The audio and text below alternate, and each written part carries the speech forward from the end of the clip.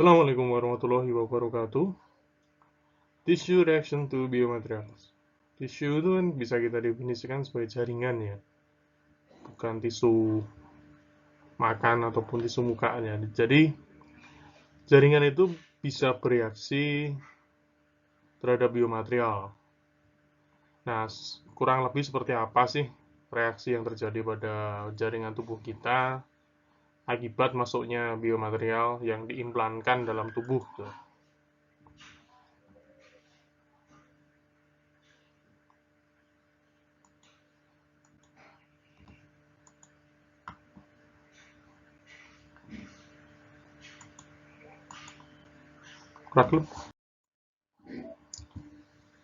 Nah,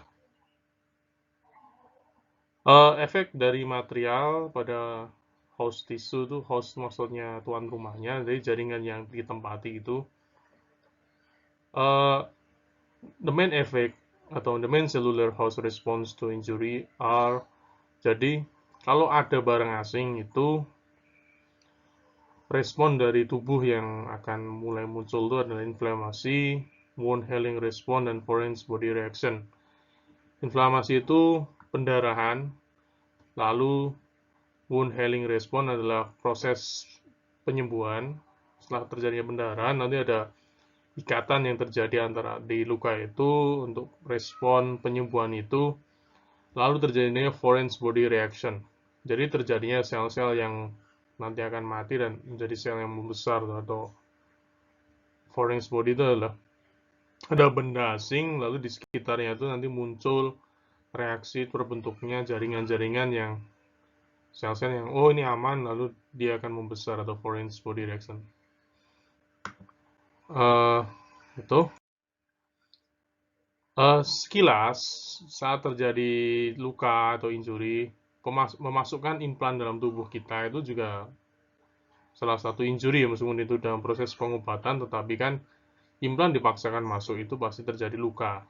Ya, luka hemostasis, ada pecahnya sel darahnya itu karena robekan, karena proses-proses operasi, lalu terjadi inflamasi, pendarahan. Pendarahan terjadi karena selnya itu pecah, sel darahnya itu mengalir, pecah dari pembuluh-pembuluh darahnya itu.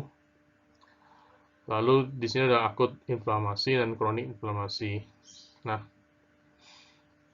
pada akut inflamasi ada proliferation atau granulation tisu, pembentukan jaringan granulation semacam serat-serat yang nanti itu sel-selnya membentuk serat-serat yang menutup luka.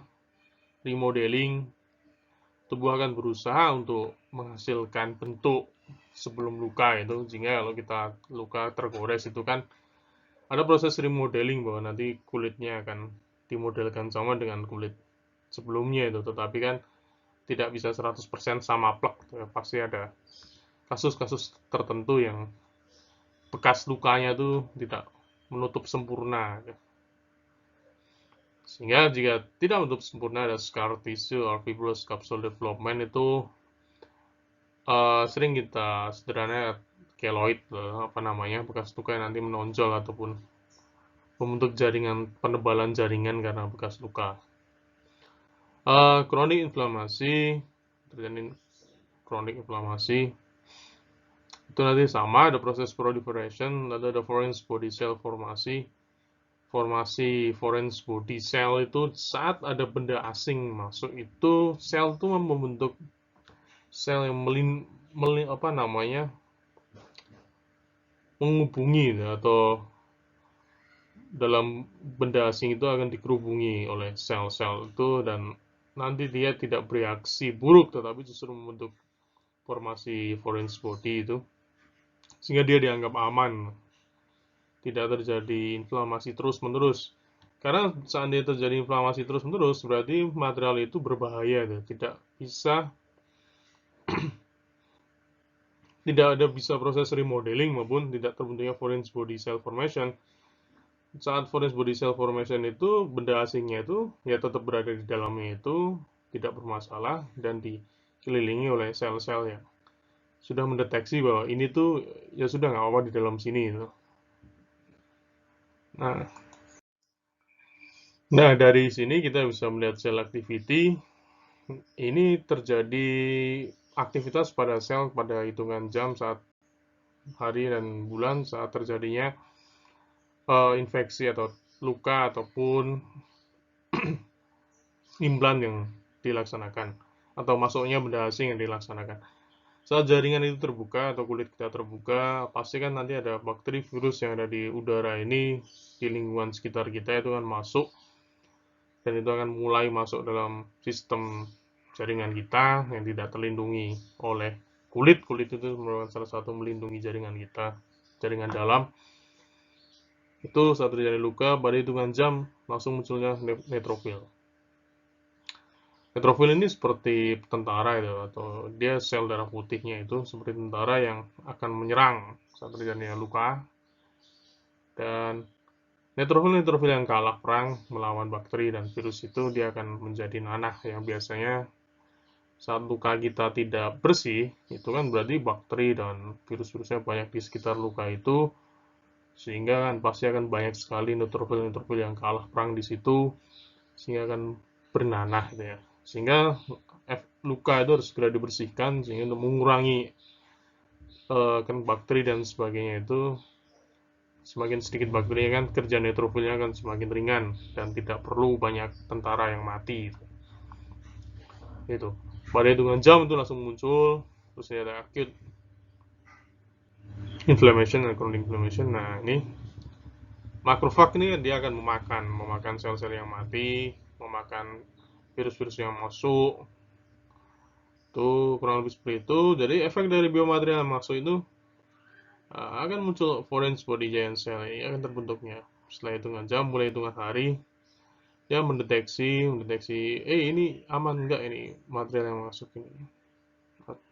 masuk aman enggak, ini terbentuknya foreign body giant cell. Ini menunjukkan bahwa material itu bisa diterima, munculnya foreign body giant cell.